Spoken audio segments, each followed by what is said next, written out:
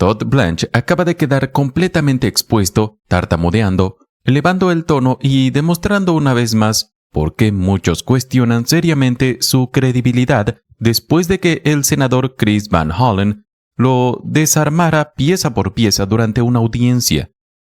Y no se limitó únicamente a los archivos de Epstein, también puso sobre la mesa otros delitos relacionados con menores que, según sus críticos, Donald Trump no solo ha tolerado, sino que habría facilitado mediante el nuevo fondo de $1.800 millones anunciado recientemente.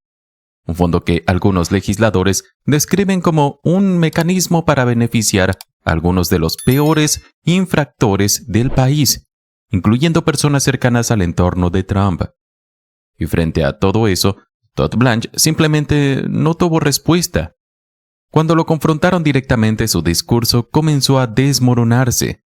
Y quiero mostrar primero el fragmento inicial donde Van Hollen lo pone contra las cuerdas, antes de profundizar en cómo continuó desmoronando sus argumentos con más pruebas y más documentación, dejando nuevamente a Blanche sin palabras y exponiendo lo que, según sus críticos, fueron declaraciones engañosas ante el Congreso. Todo comienza con este momento. Gracias, señor presidente.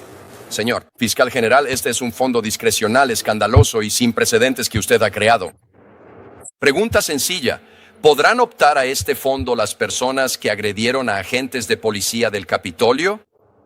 Bueno, como queda claro, cualquiera lo es. Avísame si cumplen los requisitos para recibir el fondo. Como quedó claro ayer, cualquier persona en este país puede presentar su solicitud, si creen que son víctimas de la instrumentalización. Señor fiscal general, permítame hacerle esta pregunta. ¿Habrá normas que establezcan que si has agredido a un agente de policía de Capitol Hill o has cometido un delito violento, no serás elegible? ¿Por qué no convertirlo en una regla? Y espero que, como no soy comisionado y no pongo las reglas, habrá reglas. nombrando a 4 de los 5 miembros, ¿verdad, ministro? Nombrará a 4 de los 5 miembros. Los 5, tú pones las reglas. Debería haber una norma para condenados por agredir policías o delitos violentos, no cumplen los requisitos y no deben solicitarlo. Está muy bien. Permítame preguntarle esto porque usted lo comparó con el caso del Águila Kips. Pero creo que lo sabes perfectamente. En ese caso, el acuerdo extrajudicial fue aprobado por un juez federal, incluyendo los pagos a personas que no eran parte original del litigio. Ningún juez federal ha aprobado este fondo, ¿verdad, señor ministro de Justicia? No, ningún juez federal aprobó esto. Esa es una gran diferencia entre este caso y el caso con el que lo comparaste. No, no lo es. ¿Algún juez dio su visto bueno a este caso? No. ¿El juez sí aprobó el otro? Sí, pero tu pregunta era si hay mucha diferencia, que no es. Por supuesto que sí, porque eso permite que una persona independiente lo mire en lugar de la mano. No había independencia. No había independencia. Era un único comisionado. El juez lo aprobó. Ajeno a fijar el monto. Había un juez que lo revisó y lo aprobó. Así que comparar ese caso con este es increíblemente engañoso.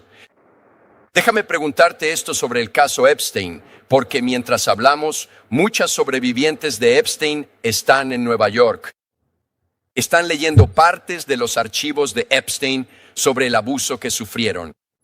De lo contrario, podrían haber estado aquí con nosotros hoy. En una audiencia en la Cámara, su predecesor se negó a reconocer el dolor experimentado por algunas de esas víctimas cuando la administración divulgó indebidamente sus nombres e información identificativa. Así que quiero saber cuál es su postura. Ayer hablé con los representantes de algunas de las sobrevivientes de Epstein. Ellas están sumamente frustradas porque usted sigue pidiendo que la gente aporte más pruebas, pero no se ha reunido con ellas para escuchar sus historias. Así que una pregunta sencilla. Si lo pongo en contacto con estas sobrevivientes, ¿se reunirá con ellas? Por supuesto. Y lo que usted acaba de decir es falso. Me he reunido con ellas. Me he reunido con muchos de los abogados de las sobrevivientes de las víctimas, al igual que la fiscal general Bondi. Así que quien le haya dicho eso, lamentablemente, le dio información incorrecta. Yo los animaría. Les animaría a que se pongan en contacto con el Departamento de Justicia, porque como hacemos todos los días, nos preocupamos absolutamente por las víctimas y, por supuesto, queremos escuchar tanto a ellas como a sus abogados. Bueno, me han dicho directamente sus representantes que no han tenido la oportunidad, al menos este grupo, de reunirse con usted. Así que me alegra. Escuchar eso. Dijeron, ¿Que solicitaron una reunión? ¿puedo pedirle que se compromete a que el Departamento de Justicia no recomendará un indulto para nadie mencionado en los archivos de Epstein? Repite la pregunta, no le oí. ¿Puede comprometerse a que el Departamento de Justicia, usted, el fiscal general interino, no recomendará un indulto para las personas mencionadas en los archivos de Epstein? Cuando dice personas mencionadas, no tengo... Hay decenas de miles, cientos de miles de, entre comillas, personas mencionadas. ¿Y Ghislaine Maxwell se comprometerá? Sí, puedo comprometerme a eso, por supuesto. Permítame volver a este fondo discrecional. Porque también hay una persona que, después de ser indultada por el presidente, abusó de 2 niños. Y esa persona en realidad intentó comprar el silencio de estos niños diciendo que les pagaría parte de los fondos que esperaba recibir. De su fondo discrecional. ¿Puede comprometerse a establecer la norma para que esa persona no sea elegible para recibir un pago de este fondo? Bueno, obviamente está mintiendo en su pregunta porque no hay manera de que esa persona se haya comprometido a eso. El fondo discrecional, como usted lo llama, que en realidad no lo es, no, Existía. pero puedo comprometerme. Señor fiscal general, no vuelvan a hacer eso nunca más. Estoy informando Que Él dijo que esperaba recibir parte de los fondos de un pago. Él ha estado escuchando que estamos involucrados en... dijo que eran fondos discrecionales, senador, y eso no existía entonces. Este es el fondo que el presidente y todos ustedes han estado anunciando todo el tiempo, que van a usar para ayudar a los amigos del presidente. ¿Puede señalar un solo anuncio? Que Promo, tengo una última pregunta para usted. lo... ¿Usted lo sabe? ¿Sabe que es un grave delito penal mentir ante el Congreso? Soy muy consciente de eso. Me alegra escuchar eso. Gracias. Hay mucho que analizar de lo que acabamos de ver. Y también quiero mencionar que el artículo al que se refería el senador Chris Van Hollen, ese reportaje que citó durante la audiencia, no quedó ahí. Más adelante volvió sobre ese tema y presionó a Blanche con información adicional. Así que quédate hasta el final porque vamos a ver cómo lo confrontó nuevamente utilizando datos concretos que, una vez más, dejaron a Todd Blanche sin una respuesta convincente. Lo llamativo es que prácticamente no respondió nada de lo verdaderamente importante. La única cuestión sobre la que pareció ofrecer una postura relativamente clara fue respecto a Ghislaine Maxwell, afirmando que no apoyaría un indulto para ella. Personalmente cuesta tomar esa decisión al pie de la letra. Y además, al hacerlo, terminó generando un problema adicional para Trump, porque el propio presidente ha evitado dar una respuesta directa cuando se le ha preguntado sobre ese mismo tema. Así que sí, ahí quedó la imagen de Blanche, dubitativo, incómodo, visiblemente superado, cuando se le habló de los archivos. Pero la gran pregunta es otra. ¿Por qué alguien debería confiar en esa versión? Después de todo, muchos observadores señalan que figuras anteriores dentro del Departamento de Justicia terminaron fuera de sus cargos precisamente por no alinearse completamente con los intereses políticos de Trump. Y en el caso de Todd Blanche, estamos hablando de una persona que ha actuado como abogado personal de Trump y que además participó en negociaciones relacionadas con Maxwell. Por eso resulta difícil para muchos aceptar sus declaraciones sin cuestionamientos. Pero no nos quedemos únicamente con los archivos de Epstein, porque el otro tema que Van Hollen llevó a la audiencia es igual de importante, y tiene que ver con algo que rara vez recibe suficiente atención.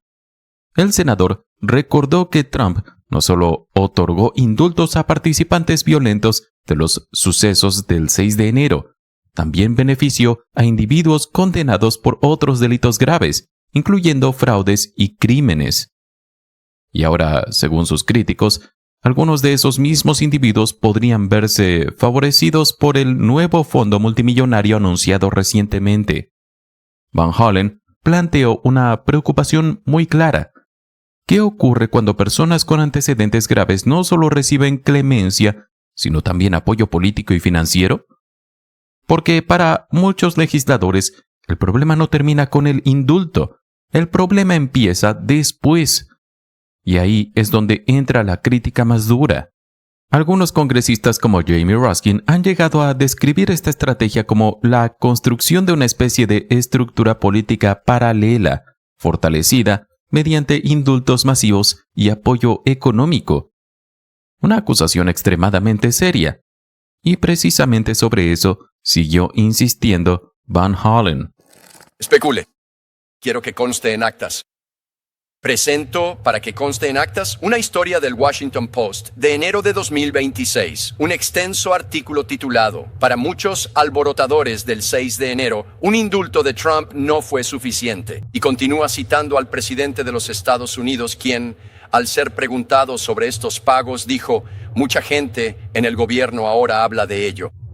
Porque mucha gente en el gobierno, me cae muy bien ese grupo de personas", fin de la cita, refiriéndose a los ciclistas del 6 de enero. ¿No estás al tanto de esa declaración del presidente? Nunca he leído el Washington Post. Bueno, puedo decirte que hay mucha gente y Acéptalo. durante mucho tiempo quienes han estado esperando los pagos. ¿No lo sabías? ¿Me estás diciendo que hay mucha gente que estaba esperando recibir pagos? Sí. No. Pues la verdad es que no lo sé. Bueno, señor. Fiscal general, usted vive en una burbuja porque la realidad... ¿Por qué no leo el Washington Post? No. Obviamente, deberías ponerte en contacto con algunas de estas personas porque te pregunté específicamente sobre un individuo que había abusado de niños y fue condenado por anticipar recibir un pago. Y dijiste que eso no podía ser cierto. De hecho, eso era mentira. Quiero leerte. Yo no dije eso. Transé correctamente. Bien. Dijiste que era obvio. Obviamente estoy mintiendo sobre la pregunta porque no hay manera de que la persona se haya comprometido a eso porque el fondo secreto no existía. Eso es lo que dijiste.